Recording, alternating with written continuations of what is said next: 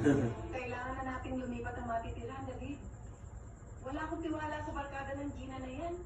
Mukhang di gagawa ng mabuti. Ay, hindi rin pala sa pulis. Kaya ano, bukas Late pa na siya. Ano malilipatan natin?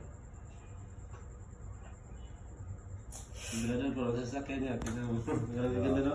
Bakit hindi ba siya kausapin? Sports car. Nagtapat mong katotohanan kay Angelo. Dapat hindi siya.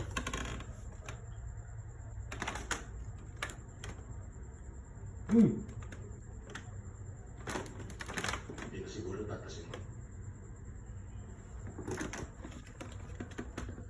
Mas gugustuhin ko pang mamatay ako na hindi na nakikilala.